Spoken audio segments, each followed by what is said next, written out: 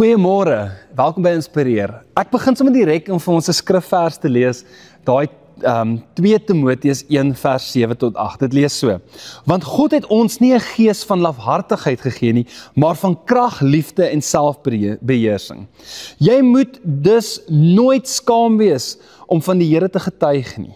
Net tot daar. Ek wil net daai stukkie lees. So in die konteks, Timoteus is 'n jong leier in 'n baie moeilike kerk, Efesus.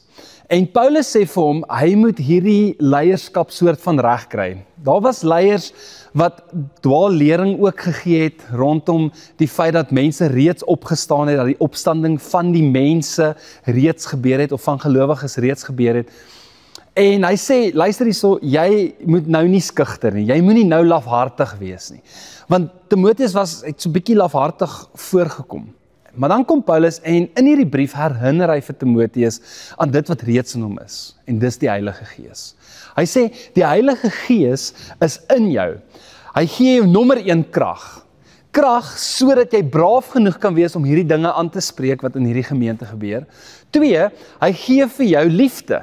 Hierdie Gees gee vir jou liefde.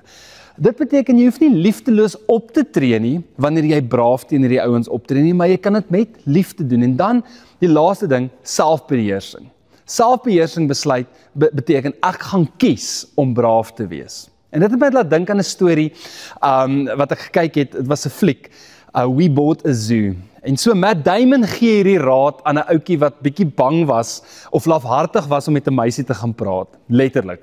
Hy sê vir hom, all you need is 20 seconds of insane courage and something good will come of it. En ek dink dit is wat Paulus hierso vir Timoteus sê. Hy sê, luister hierso, vir net 'n paar sekondes moet jy braaf wees en jy moet praat en iets amazing sal gebeur.